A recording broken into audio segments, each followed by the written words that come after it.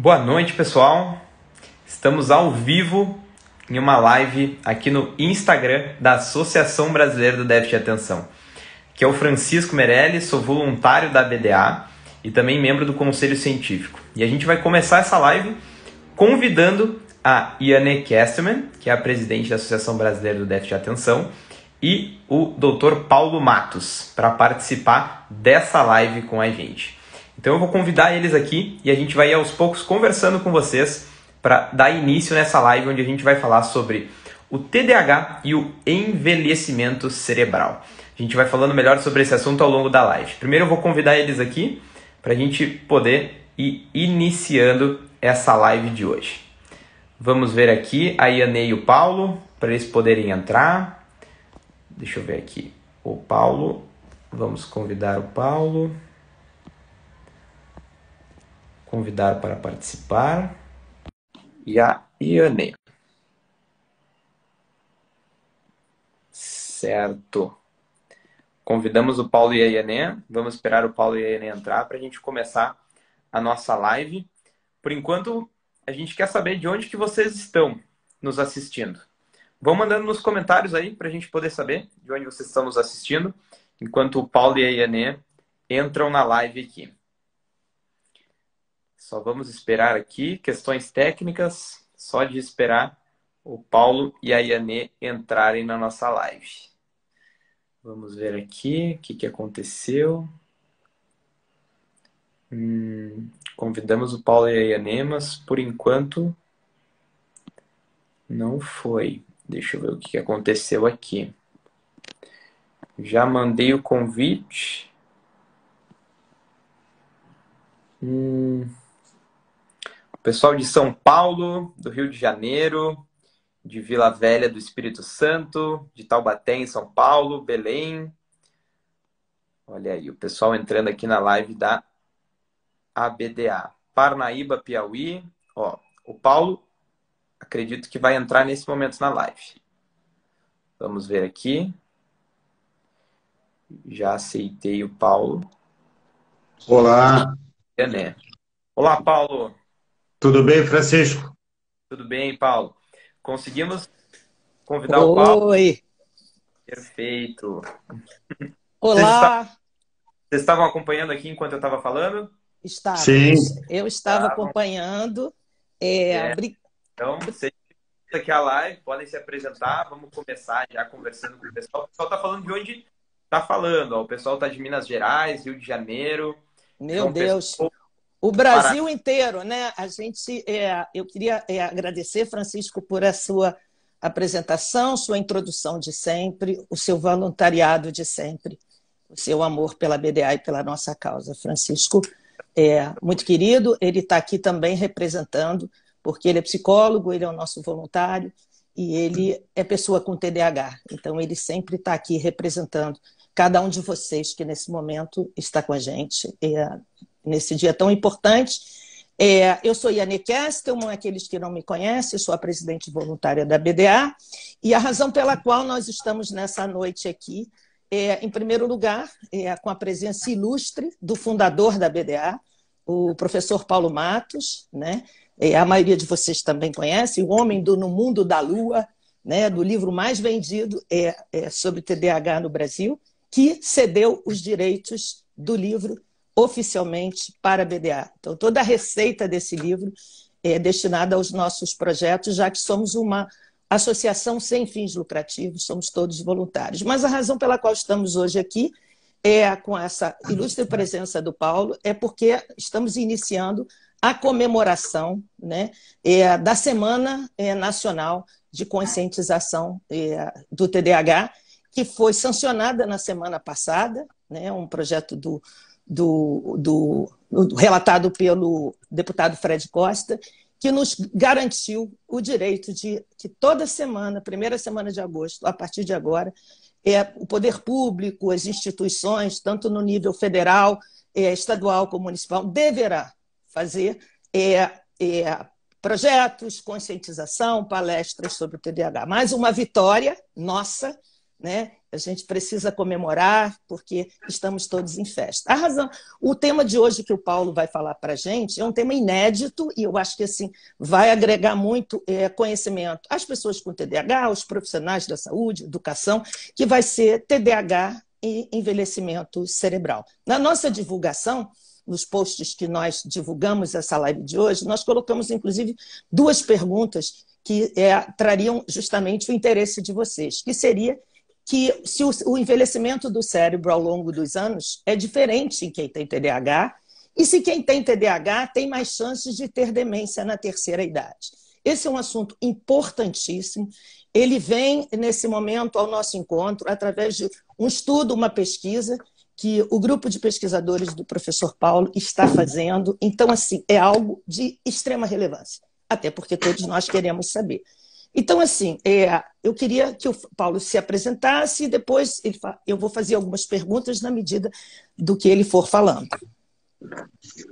Obrigada, Obrigado, Yani. É muito bom estar aqui com vocês e falar um pouquinho desse tema. E eu acredito que muitas pessoas devem ter ficado surpresas, né, com esse tema. Puxa, TDAH, envelhecimento, TDAH e demência, mas qual é a correlação entre essas coisas? Então, eu queria começar contextualizando essa nossa conversa aqui hoje. Hoje em dia, nós vivemos muito mais do que nos séculos anteriores. Para vocês terem uma ideia, assim, na primeira metade do século XIX, a expectativa média de vida era em torno de 30 anos. Olha só. Quando a gente pulou para o século XX, isso aumentou. Foi lá para 45, 47 anos. E mais recentemente, em 2020, que é o último cálculo que a gente tem, para vocês terem uma ideia, a expectativa média de um homem é em torno de 75, 76 anos e de uma mulher, 80 anos. As mulheres, habitualmente, na espécie humana, elas vivem mais do que os homens. Então, vocês reparem, a gente passa do século XIX com uma expectativa média de vida de apenas 30 anos para o século XXI, para uma expectativa que é mais do que o dobro. Ou seja, nós vivemos muito mais hoje em dia do que a gente vivia antes. E se nós vamos viver mais, é claro que nós vamos apresentar mais aquelas doenças que são mais comuns na terceira idade, na velhice, né? E a principal dessas doenças, e que interessa a todos nós, é a demência, que é aquele envelhecimento que não é harmonioso, que não é aquele envelhecimento esperado para aquela faixa etária, o envelhecimento mais acentuado do que o esperado para o indivíduo que tem aquela idade. Então, em função disso, como nós vamos viver mais e vamos ter mais chances, né, de ter demência, então a gente tem que pensar no que a gente pode fazer para diminuir as chances de ter demência. Então, eu me lembro que quando eu me formei em medicina, há muitos anos atrás, todo mundo queria ser cardiologista, né? Cardiologia era a especialidade que mais atraía os alunos, né? E, de fato, as doenças do coração ainda matam muito. Mas, para vocês terem uma ideia, no ano 2000, a taxa de morte por doença cardíaca era de 800 para cada 100 mil habitantes. E hoje em dia, essa taxa caiu para 200 para cada 100 mil habitantes. Ou seja, nós tivemos uma redução de 75% nas mortes por doença do coração. Porque as pessoas se informaram mais, sabem que precisa ter uma vida mais saudável, sabem que precisam fazer exames precocemente, acompanhar a pressão arterial, enfim.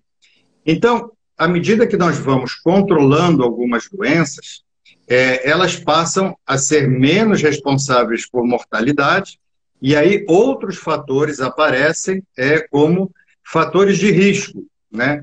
E, no caso, eu vou falar de fatores de risco para demência. E a dúvida que é o nosso tema, será que o TDAH é um dos fatores de risco para demência? Antes, eu queria fazer algumas perguntas antes de você responder, até porque as pessoas estão começando a chegar, né? Eu estou começando a ver muita gente aqui chegando.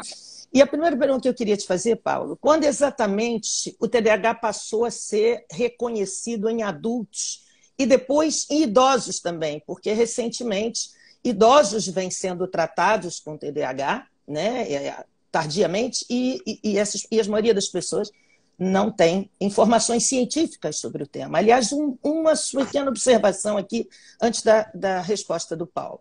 O compromisso da ABDA é com informações científicas com o TDAH. Aqui nós não falamos, como eu aprendi com o Paulo Matos há quase 20 anos atrás, não tem achismos, né, Paulo?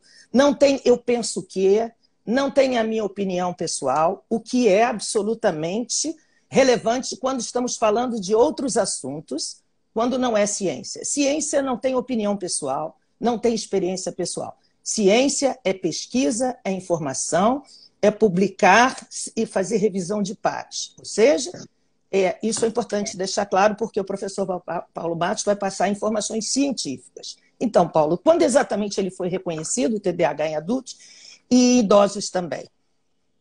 Então, em adultos foi em 1980, quer dizer, nós temos assim há 40 anos que o TDAH em adultos foi oficialmente reconhecido pela Associação Americana de Psiquiatria. Até então, era uma coisa que se falava que era restrita à infância e adolescência. O mais curioso é que os primeiros estudos, né, bem lá atrás, sobre aquilo que hoje em dia a gente chama de TDAH, foram em adultos, né? O primeiro relato assim mais detalhado daquilo que hoje a gente chama de TDAH era no indivíduo adulto, né? Depois é que passou a se enfatizar muito o TDAH na infância e na adolescência. Mas durante muito tempo se considerou que isso era uma coisa que não interessava a vida adulta. Mas aí começaram a surgir vários casos, relatos. Então, oficialmente, 1980 marcou o início da possibilidade de se fazer um diagnóstico oficial, formal, de um adulto com TDAH. E aí, muito tempo depois, em 2012, aconteceu um grande estudo na Holanda, que é o estudo de acompanhamento do envelhecimento, o estudo chamado LASA, um estudo longitudinal de Amsterdã. E eles identificaram pelo menos 2,8% de TDAH em idosos, com pessoas que iam 55 até 85 anos de idade. A partir daí, então, começou um monte de artigos, primeiro questionando, será que realmente é possível fazer diagnóstico de TDAH em idoso? Então, muitos mostraram que esses idosos com TDAH, eles têm muitas semelhanças com um adulto mais jovem com TDAH. Eles têm semelhanças genéticas, semelhanças neuropsicológicas, semelhanças de comprometimento em várias áreas da vida. Como, por exemplo, eles continuam sendo mais impulsivos, eles têm dificuldades no relacionamento interpessoal e têm dificuldades naquelas funções executivas, né? Que é a sua capacidade de planejar e se organizar a fim de atingir um determinado objetivo. Então, ele não consta ainda oficialmente nos sistemas diagnósticos, mas ele já é reconhecido como um transtorno importante na terceira idade. A razão pela qual você escolheu esse tema, nesse estudo que você e o seu grupo de pesquisa estão fazendo agora, foi exatamente porque, talvez a hipótese que vocês tenham levantado é de que o TDAH altera, ou eventualmente poderia alterar, o ritmo do envelhecimento do cérebro. Isso você poderia me explicar para a gente isso melhor? Então, como eu falei para vocês antes, hoje em dia a gente fala de fatores de risco para a demência, né?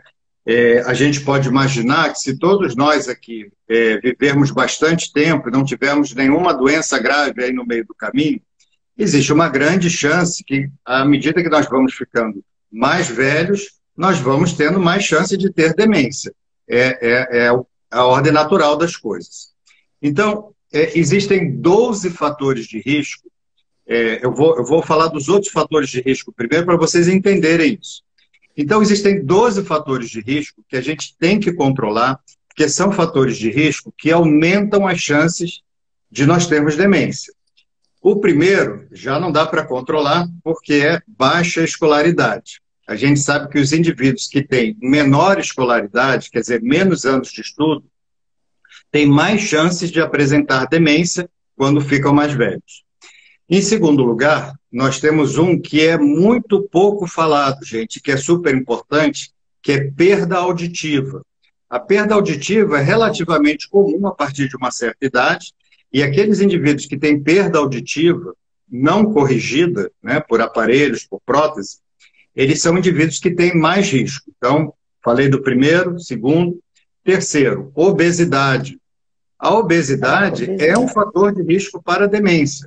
Independente dessa discussão e da opinião que nós possamos ter do ponto de vista estético, né, sobre o que seria o padrão ideal de aparência, de corpo, de massa corporal, a obesidade ela é um fator de risco para a demência. Depois, a hipertensão arterial. A hipertensão arterial é um fator de risco para a demência. O tabagismo é um fator de risco. A depressão não tratada é claramente um fator de risco para a demência. Uma coisa super importante, inatividade física, né? Uau!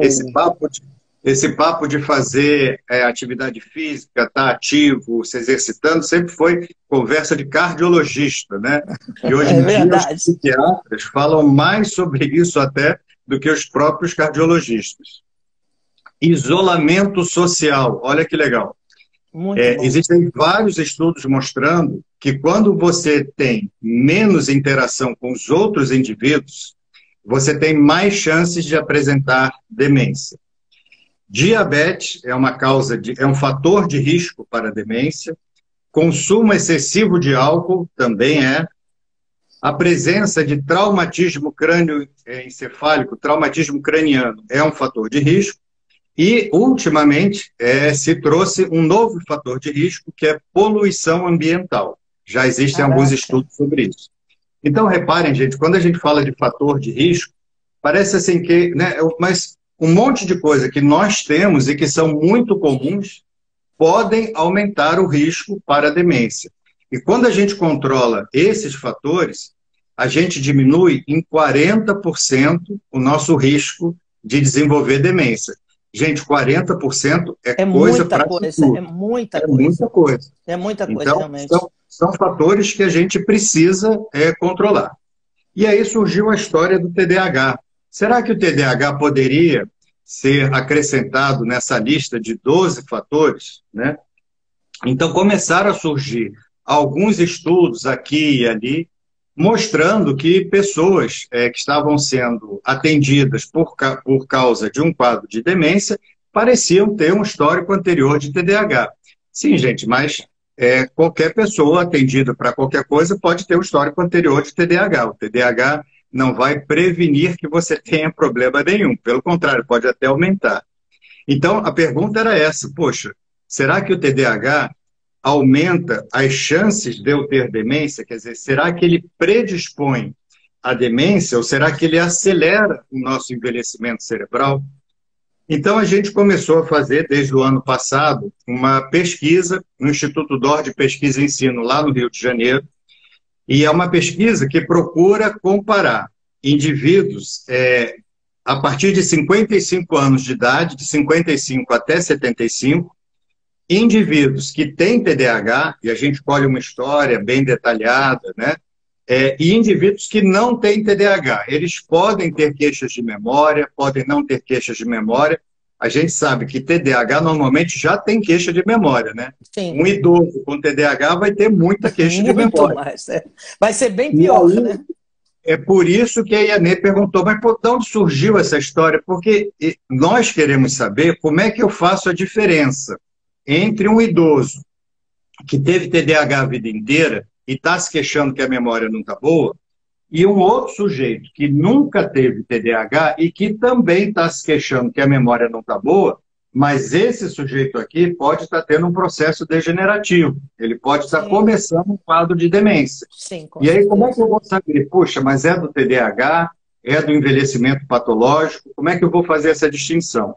Então, nós estamos recrutando voluntários, qualquer pessoa com mais de 55, entre 55 e 75 anos, pode se inscrever na pesquisa, basta mandar um e-mail para, vou dar o endereço para vocês, neuropsicologia@idor.org.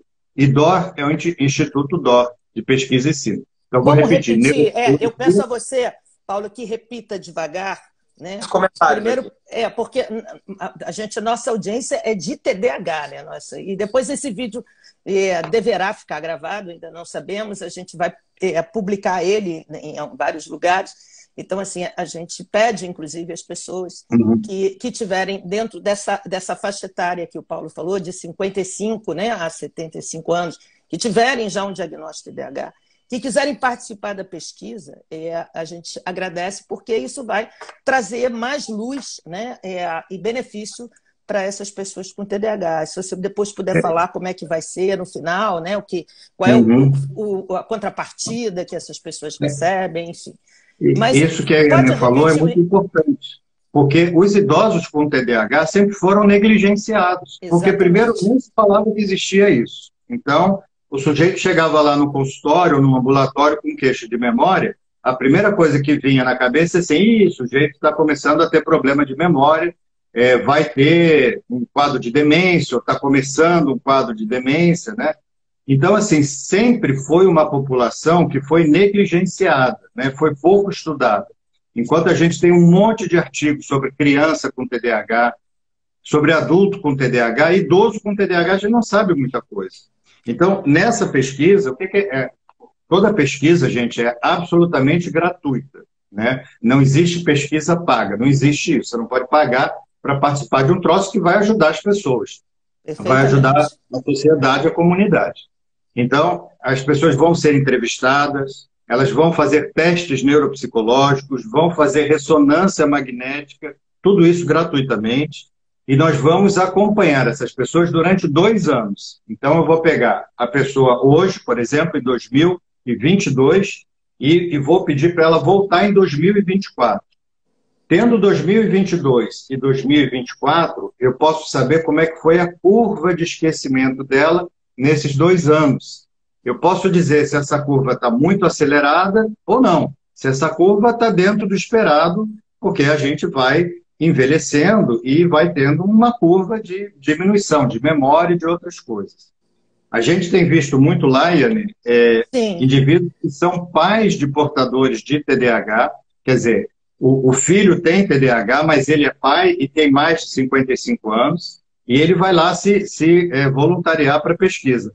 O pai do portador não precisa ter, ele, propriamente, TDAH, né? Mas é muito comum que quando você tem um filho com problema, é muito comum que você se voluntarie para estudar aquele problema, né? Para qualquer doença. E tem um detalhe, né? E tem um detalhe que eu aprendi com você há mais de 20 anos atrás, você disse essa frase para mim, Anê, as pessoas precisam entender que TDAH não dá em árvore e que o fruto cai do lado da árvore, né? Então, assim, existe um grau de herdabilidade muito grande no TDAH, né? Os estudos mais recentes mostraram claramente isso. Então, assim, normalmente, quando a gente tem filhos com TDAH, pessoal, a gente também tem TDAH, o marido da gente, alguém tem TDAH, entendeu? Não brotou, né? Então, assim, é importante lembrar, algumas pessoas estão dizendo aqui que vão participar, importante lembrar porque isso, né, além de ser importante para todas as informações que nós vamos ter no futuro e avançar, né, com tratamentos e até com tratamento precoce, né, com essas pessoas, tem um dado importante, a gente precisa se voluntariar. Todos nós aqui somos voluntários. Então, assim, e o Paulo acabou de dizer, vão ter exames que vão ser feitos por ele, né? Acompanhados pelo um dos maiores especialistas no assunto no Brasil e no mundo. Então, assim, é uma oportunidade única e, assim, é gratuito. Agora, eu creio que as pessoas precisam ser do Rio de Janeiro, não é, Paulo? Isso, correto. É necessário, para uma pesquisa, o ideal sempre é que a pessoa seja, que ela more ou na cidade onde está ocorrendo a pesquisa, ou então numa cidade próxima, porque é muito difícil você fazer uma pesquisa e é tudo muito controlado, nós temos um comitê de ética que aprova a pesquisa, a gente tem monitores de pesquisa que checam todos os detalhes. Uma pessoa que mora em outra cidade é muito difícil a gente fazer. Então, a gente só está aceitando voluntários que morem no Rio. Foi muito bom você ter lembrado isso. Que Sim. morem no Rio ou então numa cidade próxima, onde o deslocamento para o Rio de Janeiro seja bastante fácil. Queria chamar a atenção para o fato de que o e-mail, né, que vocês podem mandar, aqueles que preencherem esses requisitos, 55 a 75 anos, que morem no Rio de Janeiro, próximo do Rio de Janeiro, e que queiram se voluntariar e vão ter um feedback importante desses grandes especialistas, vão fazer avaliação neuropsicológica, avaliação clínica, ressonância magnética, tudo gratuitamente, está aqui embaixo fixado na parte de baixo da live, que é neuropsicologia@idor.org. Gente, eu peço que colaborem, a gente precisa, entendeu? A BDA é uma apoiadora dos projetos do Instituto DOR de Neurociências, que é uma instituição muito séria, que também nos apoia e que nos incentiva. Então, vamos colaborar, porque eu sempre digo aqui, nós juntos conseguimos tudo isso. Conseguimos uma lei que garante os direitos dos alunos com TDAH da pré-escola ao ensino médio. Conseguimos essa semana tão importante de conscientização, que são 2 leis federais. Então, assim, se a gente continuar somando esforços, vamos conseguir muito mais. Precisamos somar esforços também com a ciência, né? Porque sem ciência, sem informação, os nossos tratamentos vão sempre estar atrás, aquém do que já acontece nos países de primeiro mundo, e a gente merece, né? Menos achismo, né? E mesmo mais tratamento científico. Bom, retomando, o que as pesquisas do teu grupo têm revelado do TDAH em indivíduos mais velhos, Paulo? Então, no ano passado, nós publicamos o primeiro artigo dessa pesquisa. Nós tivemos mais de 100 indivíduos, né, nessa faixa etária, e aí nós procuramos comparar os indivíduos que não tinham TDAH com os indivíduos que tinham TDAH, e claro que muitos deles, por conta da idade, tinham queixas de memória.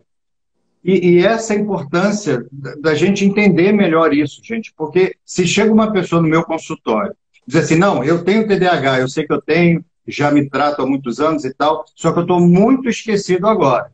Aí eu falo assim, bom, mas quem tem TDAH normalmente é esquecido. Aí a pessoa fala para mim, não, mas eu acho que eu estou mais esquecido do que eu já era. Aí eu digo assim, bem, mas você agora está mais velho do que você era antes. Como é que eu, como médico, vou saber dizer se aquilo que a pessoa está me dizendo é só do TDAH, do indivíduo com TDAH que envelheceu e que já tinha queixas de memória, as queixas aumentaram porque ele está mais velho, ou se aquele indivíduo está começando a ter um problema que eu preciso intervir precocemente. Então, eu preciso entender melhor como é que o TDAH envelhece para poder separar.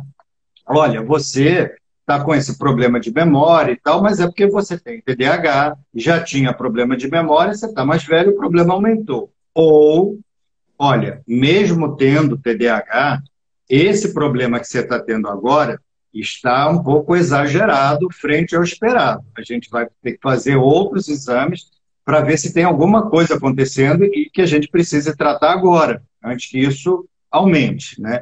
Então, nesse estudo que a gente publicou no ano passado, né, que o autor principal é o Dr. Felipe Mendonça, né, o que a gente observou é o seguinte, quando a gente compara quem tem TDAH e quem não tem TDAH, o perfil é muito parecido. Ele é parecido nas queixas, ele é parecido na quantidade de sintomas de ansiedade, é parecido na quantidade de sintomas de depressão, mais ainda, é muito parecido em relação ao exame neuropsicológico, que são aqueles testes, né, que a gente vê memória, linguagem, atenção. Então, assim, eles são muito parecidos. Ou seja, pela entrevista clínica, muitas vezes não dá para dizer quem é um idoso com problema de memória, quem é um idoso com TDAH. Então, a gente vai ter que fazer outros exames ou então investigar outras coisas para poder separar um grupo do outro, porque isso é muito importante. E essas pessoas, como eu falei anteriormente, sempre foram bastante negligenciadas, né? Era um grupo que não era estudado. Paulo, deixa eu te fazer uma pergunta. Eu estou vendo perguntas de algumas pessoas aqui referentes ao estudo. Uma pessoa perguntou, ela tem 54 anos, ela está assim, na marca do pênalti, né? Então, ela pergunta se com 54 anos ela pode se candidatar a ser voluntária e participar desse estudo, né? Não, ela vai ter que esperar até o ano que vem. No ano que vem, o estudo ainda vai estar aberto, ela pode se candidatar. É porque, gente, um estudo, para vocês terem uma ideia, ele é muito rigoroso. Para a gente fazer uma coisa que seja confiável, hoje em dia todo mundo fica muito preocupado nisso, né? O quanto isso aqui é confiável, quanto isso aqui é fidedigno, né? Então, assim, os estudos são muito rigorosos, muito rigorosos. Então, um ano, eu sei que, do ponto de vista clínico, né, não faz diferença você ter 54 para 55, obviamente não tem diferença. Mas para um estudo científico, você tem que seguir ali à risca. Você não pode pisar fora da faixa. Então tem que esperar até o ano que vem. Adorei a tua resposta, porque ela vem ao encontro de uma questão que tem nos preocupado muito, né, Paulo? A BDA lançou uma hashtag recentemente, cujo nome é TDAH não é brincadeira, né? Por diversas razões. A gente vai avançar, pessoal, brevemente nesse tema, né? Nós vamos começar agora a fazer com mais frequência lives sobre esse e outros temas, porque, assim, quando você fala do rigor científico, né, é importante que as pessoas entendam que, assim, eu perguntei exatamente porque eu queria que você desse essa resposta, que ainda que as diferenças entre 54 e 55 seja mínima, né, mas, assim, dentro de um estudo, de uma pesquisa científica, pessoas que fazem ciência, como o professor Paulo, que é um cientista, existe um rigor, né? A gente não muda as coisas, a gente não inventa. Então, assim, é preciso que haja disciplina para que as coisas possam ser corretas. Daí o TDAH não é brincadeira, não se brinca, né? Não se brinca na hora de fazer um estudo, não se brinca na hora de dizer que é neurocientista, né? Porque agora todo mundo no Brasil é neurocientista, todo mundo chefe de cozinha e fotógrafo. Chefe de cozinha, fotógrafo e influenciador. Né? Então, assim, nada contra os influenciadores, acho que vocês são maravilhosos, devem continuar, prestam serviço enorme, mas TDAH não é brincadeira. Olha o rigor de um estudo. De repente, a gente vê pessoas, milhares de pessoas, tendo informações sobre TDAH, que não é porque não tem rigor científico, é que não existem. Né? Então, assim, é oportuno a gente lembrar disso, tomar muito cuidado, porque, assim, é um transtorno grave, não é uma brincadeira. Não ficou legal da noite para o dia, Paulo, ter TDAH, porque parece que virou uma moda que ser TDAH é legal. Não, TDAH não é legal. Tem coisas não é legal. Fale, Paulo, um pouco sobre isso, por favor. Então, nesse mesmo estudo, LASA, que eu mencionei, esse estudo foi investigar como é que era a qualidade de vida desses indivíduos com TDAH idosos, né? E eles descobriram várias coisas, por exemplo, a vida financeira deles é mais problemática, a vida social deles é menos significativa do que os outros idosos que não têm TDAH. A gente sempre pensa, não, o TDAH tem muitos amigos, porque ele fala muito e tal, não sei o quê. A verdade não é essa. Mesmo crianças e adolescentes, na verdade, eles têm mais problemas de relacionamento social do que os outros que não têm TDAH. E na vida, na terceira idade, na velhice, isso ainda é mais importante, porque você tem um menor núcleo de pessoas à sua volta. Se você tem dificuldades de manter esse vínculo interpessoal, isso para você é pior. Então, assim, o TDAH causa problemas na infância, causa na adolescência, causa na vida adulta e causa também causa problemas também na terceira idade. Então, é muito importante a gente saber que esses indivíduos, eles precisam de ter um atendimento.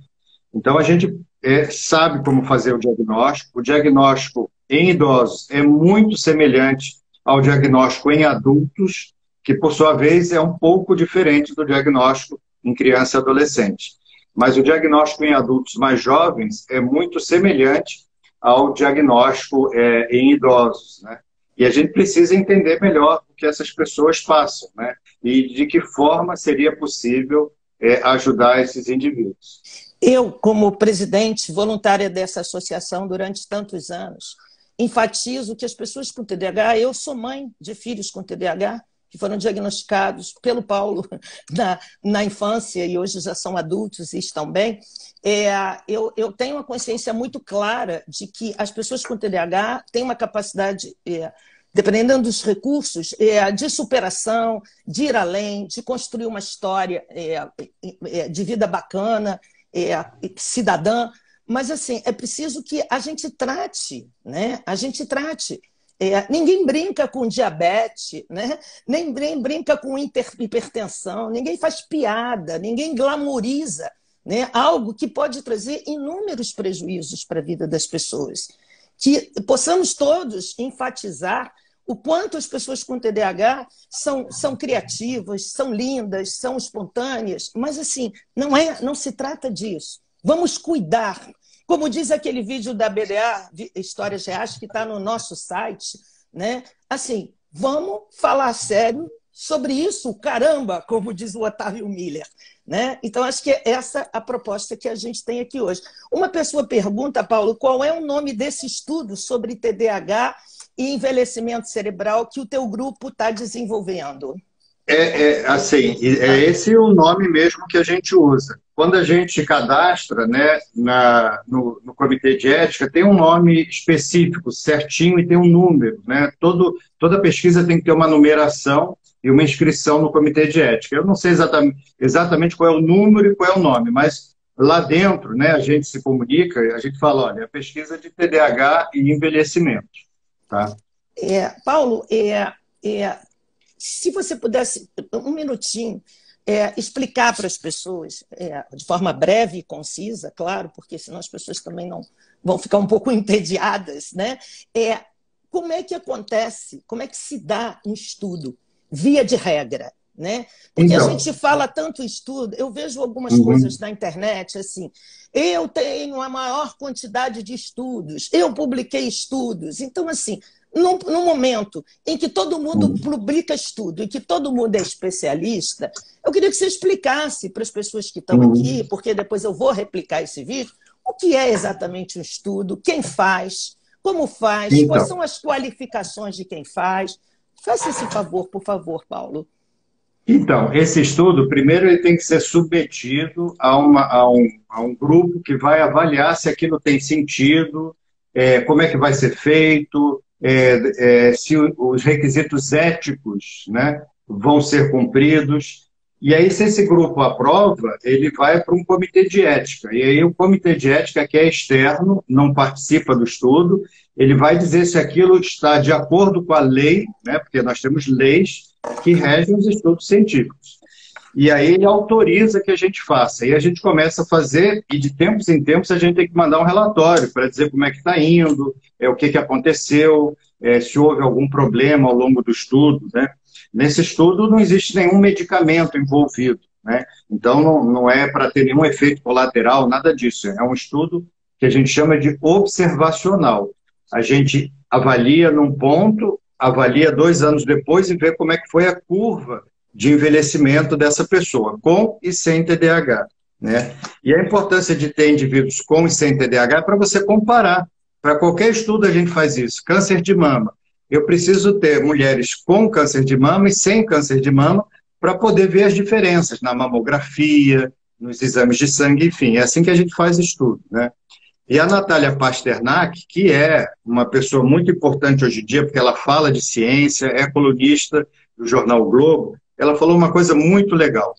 As pessoas ficam na dúvida, assim, não, mas tem um artigo aqui que falou isso, mas tem aquilo ali que falou aquilo, então, em quem que eu vou confiar, né? Então, Perfeito. Você tem que confiar na pessoa que leu todos os artigos e diz assim, olha, esse aqui não é muito legal, não. Por quê? Porque a metodologia não foi boa, o estudo, ele sabia quem estava tomando remédio e quem não estava, ou seja, não era um estudo cego, né? Estudo cego é quando o investigador não sabe o que o paciente está tomando, se está tomando remédio ou se está tomando placebo, né? Para não influenciar a avaliação dele. Então, assim, E a Natália Pasternak fez um comentário muito legal, porque ciência é um processo em que você vai achando dados, vai dizendo, olha, isso aqui está ruim, isso aqui é bobagem, isso aqui não é verdade, isso aqui mudou. Ciência é um processo. E ela diz que a culpa das pessoas ficarem tão perdidas, que foi o que aconteceu durante a pandemia de Covid, que ainda acontece, é que as pessoas dizem, não, mas olha, tem um estudo publicado não sei aonde, que mostrou que a vitamina D é boa, né? E qual é o problema? É porque quando a gente estava na escola, gente, e nós fazíamos prova de ciências, a questão era certa ou errada. Em vez de ensinarem para a gente que ciência é um processo em que você vai depurando os dados, vai vendo, olha, foi isso, mas será que é isso mesmo? Vamos checar de novo. Ó, não era. Abandona isso aqui que a gente viu que não é. Ciência é um processo, né? E o fato de ter dados que não necessariamente são equivalentes ou que são iguais, não quer dizer nada, porque é exatamente isso que a ciência faz. E eu gostei muito desse comentário da Natália, porque ela diz exatamente isso. Poxa, a gente sai da escola, vai fazer prova, é certo ou errado? Marque assim a firma, a gente fica com uma ideia de que tem coisa certa e errada. E ciência não é isso. Ciência é um processo. E para isso você tem que estar antenado e ligado com pessoas que estão envolvidas nesse processo, né? Quem é que você vai consultar, a quem que você vai recorrer? A pessoas que estão envolvidas nesse processo.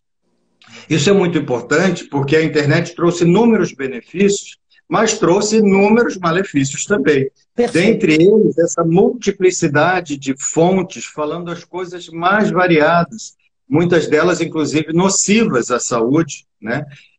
E a pessoa vê aquilo e não sabe julgar.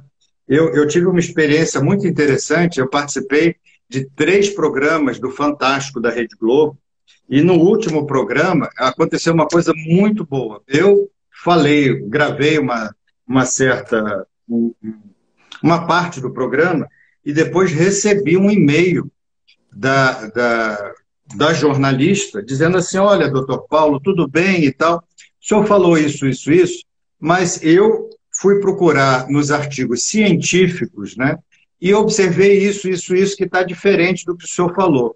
Eu amei, né? Eu amei, porque, assim, é exatamente isso que a gente espera do jornalismo de verdade. Tipo assim, olha só, o senhor falou isso, mas aqui está escrito uma outra coisa. O senhor pode explicar para mim? Eu, assim, achei fantástico. Eu achei muito legal, porque exatamente a gente tem que procurar essas fontes jornalísticas, fontes de ciência, institutos de ciência, associações, porque a informação que vem dali, ela é uma informação mais fidedigna. Ela tem uma chance muito maior de ser verdadeira e de auxiliar naquilo que você precisa. Temos uma pergunta aqui que não tem a ver com TDAH e envelhecimento, mas é muito importante. Fábio Almeida pergunta, vocês sabem que há um projeto de lei que classifica TDAH como deficiência? O que você pensa disso? Porque assim, a gente já falou 1.484.000.000 de vezes. Que existe um consenso no mundo inteiro, consenso entre os maiores pesquisadores do mundo de que TDAH não é uma deficiência. Mas vamos escutar o especialista, né? Por favor, Paulo. Porque o termo deficiência é um termo que, pelo menos na língua portuguesa, é um termo que a gente fica assim meio, né, assim, meio com o pé atrás. Como se fosse uma incapacidade. Então a gente pensa... E as pessoas com TDAH, elas não têm uma deficiência, elas têm uma disfuncionalidade. O TDAH é uma disfunção. As pessoas com TDAH não são incapazes. As pessoas falam muito nisso porque, assim, muitas leis, inclusive algumas leis no Brasil, elas só fazem menção à deficiência. Deficiência auditiva, deficiência visual, deficiência intelectual. Então, assim, nunca as leis usaram outro termo. Então, assim, para tentar proteger alguns portadores, por exemplo, de dislexia, não precisa ser TDAH, você tenta classificar como deficiência para proteger o sujeito da lei, quando não havia, era basicamente por isso, é porque as leis usavam esse termo. Então, para você tentar proteger a pessoa com a lei, você também chamava de deficiência, mas é basicamente por isso, né? É uma tentativa de ajudar, na verdade, Sim, não é no sentido de rotular a pessoa. E aí, evidentemente, que a gente sabe que até mesmo as pessoas com deficiência, pela lei brasileira da pessoa com deficiência, e que contemplou de forma lindíssima, cidadã, né, a inclusão de todas as pessoas, né, com diversas maneiras de pensar, de existir, de ter cognitivamente a sua percepção do mundo, todas devem ter acesso ao direito, mas é preciso que fique claro que o TDAH é conhecido. Eu sou membro da Liga Latino-Americana del TDAH. É uma liga que reúne todos os países da América Latina. Nós temos um consenso de especialistas em TDAH que se reúnem uma vez a cada 2 anos em algum lugar da América Latina, durante 3 dias de portas fechadas, para discutir o que é feito, não só do ponto de vista científico, mas as leis que regem, né, os direitos das pessoas com TDAH no Brasil. E nós temos, assim, o que estava na nossa frente era o Chile, hoje nós no Brasil, felizmente, estamos nesse ranking muito bem, mas existe um consenso, e eu sou representante do Brasil nessa liga, de que TDAH é uma disfuncionalidade. Inclusive, em espanhol é disfuncionalidade, né? Ou seja, as pessoas com TDAH têm uma disfunção na região do córtex pré-frontal, que talvez Paulo possa explicar melhor, e uma vez tratadas, incluídas, tanto na educação como na saúde, sendo tratadas e usando as estratégias adequadas, elas produzem. Eu sou um exemplo disso. Eu estou há quase 20 anos nessa associação, eu tenho filhos com TDAH e eu sou uma psicóloga e vejo as pessoas caminharem, né? Conseguirem construir uma história como todas as outras, desde que sejam tratadas adequadamente. Então, tem tratamento com TDAH e o TDAH não é incapacitante. Estou errada, professor Paulo Matos? Não, está certíssimo. Muito obrigada, Ave César. Né? A gente está chegando aqui ao final da nossa live. Quero fazer mais uma 7. pergunta sobre a questão da sua pesquisa. Né? Se eu ouço dizer, inclusive, por alguns profissionais também, psiquiatras, pesquisadores, que já existe, inclusive, tratamento, né, para idosos com TDAH. Já tem idosos com TDAH sendo tratados. Fala um pouco sobre isso para a gente. Então, é porque existem, sim, e na Europa, né, que tem uma população mais idosa do que nós no Brasil, por exemplo, embora a nossa pirâmide populacional tem muitos jovens e menos idosos, ela já está se modificando, ela está ficando parecida com os países europeus, que têm menos jovens e têm mais idosos, né? Existe, sim, tratamento. A gente ainda não tem muitos dados sobre o uso dos medicamentos, a segurança do uso dos medicamentos em idosos, né? Até porque idoso tem um monte de outros problemas clínicos, né? E a gente tem que levar em consideração quando a gente vai fazer o tratamento. Mas existe, sim, uma quantidade significativa de idosos que estão em tratamento e se beneficiam muito desse tratamento, né? Bom, eu queria agradecer aí a oportunidade de falar desse tema, de poder convidar pessoas para participarem, agradecer ao Francisco aí, a organização dessa live, né? E a Ianê também essa oportunidade e mandar um grande abraço aí para todo mundo. Eu agradeço, eu não canso, eu falo isso sempre que tenho oportunidade de estar em público, eu é que não canso de te agradecer. Essa associação foi fundada em 1999 por uma iniciativa deste homem. Ele olhou em volta, ele fazia já estudos e pesquisas sobre TDAH, 1999, gente, né?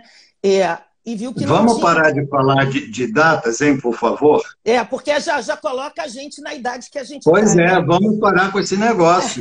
Vamos parar com esse negócio. Não, eu vou dizer aqui que nós somos precoces, né? Nós tivemos, assim, fomos pessoas muito precoces no nosso engajamento. Mas o fato é que foi uma iniciativa do Paulo, só para resumir aqui, de criar uma associação que pudesse divulgar informações científicas sobre TDAH, porque não existia. Não se falava sobre TDAH no Brasil. E eu tive a graça de levar o meu filho para ele nessa época e ter o diagnóstico de TDAH. Enfim, começamos juntos, né? Estamos aqui. Estamos aqui, ele me convidou, começamos juntos numa sala de, sei lá, 5 metros quadrados, nos fundos de uma clínica dele, junto de um canil de cachorro, um computador 386 velho, sem recursos nenhum. Sem ar-condicionado. Sem ar-condicionado, né? Mas, assim, a gente já tinha um conceito interno de startup que a gente não sabia. O fato é, né, que a gente não acreditava que tudo isso era possível. Né? A gente só acreditava que as pessoas tinham direito, né, de ter algum tipo de conhecimento, sair da marginalidade, porque quando o conhecimento não chega, né, a gente não consegue ter uma vida cidadã. Então, eu é que não canso de te agradecer por ter acreditado, por ter fundado essa associação, por ter confiado tanto em mim e por estar até hoje ao meu lado, né, como amigo na BDA, e por ainda estar, e por muitos anos, Deus há de querer, produzindo ciência para nós, para o Brasil e para o mundo inteiro. Você é uma pessoa que a gente honra muito. Aqui na live tem um monte de gente dizendo verdade, parabéns. É muito raro o professor Paulo Matos falar, né? Mas eu sei que a razão pela qual você está aqui hoje é pelo seu estudo. Francisco, bota aí de novo o Neuropsicologia, o e-mail, por favor. Pelo seu estudo, que é nosso também, que a BDA está comprometida com isso, mas porque você tem amor por essa causa, né? Uhum. Então, muito obrigada. Eu vou pedir que se você, eu sei que você precisa se retirar, eu vou continuar aqui, que eu preciso dar uma notícia para as pessoas de um evento que também vai acontecer amanhã. Então, assim, muito obrigada. E em breve a gente vai estar aqui de novo com o professor Paulo Matos. Não esqueçam, aqueles que conhecem, comprem um livro No Mundo da Lua, porque é maravilhoso. E nos ajuda também, porque é o único recurso, é a única fonte de receita que a gente tem para continuar fazendo tudo isso que a gente tem feito pelo Brasil. Tá, Paulo? Obrigada. Ok, Deus gente. te abençoe. Um abraço. Tá? Obrigado, Paulo. Boa noite. Boa noite. Um abraço, Francisco. Tchau, Enê. Tchau, querido. Paulo. Bom, gente, eu vou ficar aqui por mais um minuto para agradecer a todos vocês, dizer que pedir desculpas se a gente não faz lives com mais frequência, mas é porque voluntários trabalham, né? Voluntários trabalham, têm suas atividades, suas profissões, e muitas vezes não é possível a gente ter tempo disponível para fazer tantas lives. Mas agora a gente vai fazer um esforço maior, né, Francisco? Francisco tem nos ajudado muito e isso faz muita diferença. Queria agradecer, dizer que assim, a BDA é de vocês, responder algumas perguntas rápidas. As pessoas dizem como é que faço para me associar como profissional. Tem no site, que é tdh.org.br, por gentileza, .org.br, um cadastro de profissionais que você vai lá, se inscreve para se cadastrar e você tem que, evidentemente, apresentar um currículo e comprovar que você é uma pessoa que tem experiência e especialista em TDAH.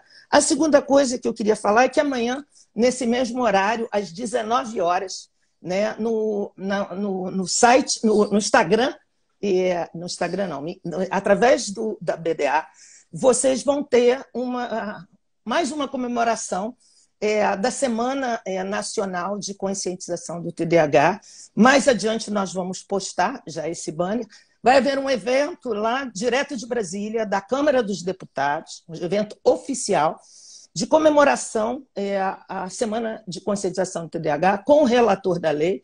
Estará presente eu, né, falarei, o professor Luiz Rode, que também a maioria de vocês conhece, que é um grande pesquisador, estará falando comigo sobre a lei, sobre a questão da conscientização sobre o TDAH no Brasil.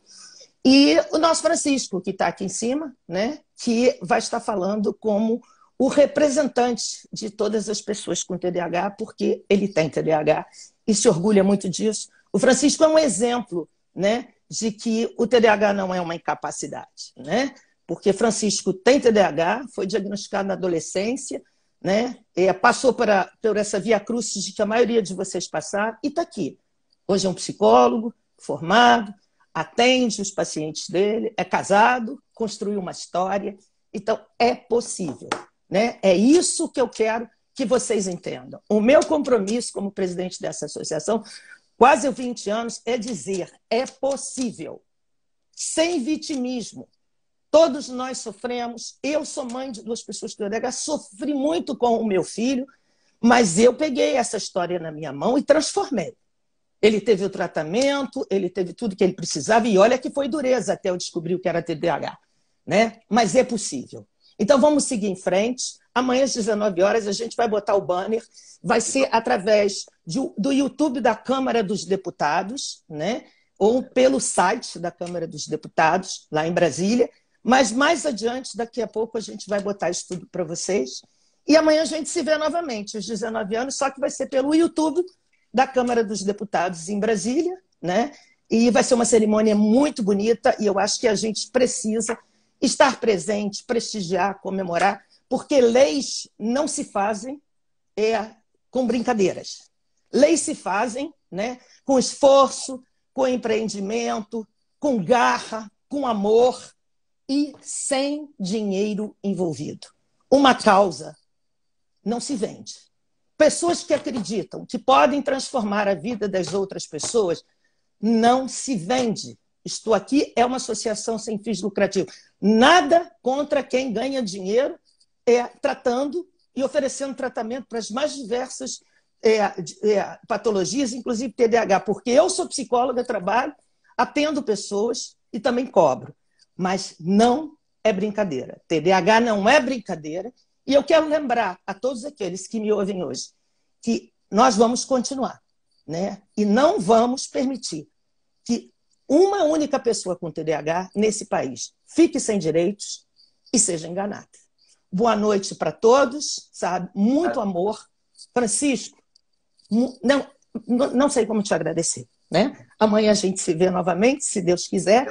E assim, um abraço apertado em vocês. Eu sempre falo isso, especialmente para as mães, né? Elas são a nossa maioria nas nossas lives. E depois eu sempre olho, né, no Google Analytics, quem são as pessoas que mais frequentam são as mães. Minha honra também aos pais, aos profissionais. Meu amor para vocês todas, né? Vocês têm toda a minha compaixão, todo o amor do mundo, porque eu venho do mesmo lugar que vocês. Mas alerto, cuidado. TDAH não é brincadeira. Um beijo, que Deus nos abençoe a todos por essa noite tão linda, tão rara e tão preciosa. Um beijo. Obrigado por tudo, obrigado, gente. Vamos finalizar às 19. A gente vê todo mundo lá no YouTube da Câmara dos Deputados, né? Isso, e não esqueçam, neuropsicologia, qual é o site do... neuropsicologia@idor.org. Vai ficar... .org. Coloca, quem sabe, um post na... Eu vou colocar, tá bom? E aí a gente, aqui no Instagram, a gente coloca ali o e-mail para quem quiser mandar. Tá bom. Gente, boa noite para vocês. Até, Fiquem com Deus. Até amanhã. Tchau. Quero vocês.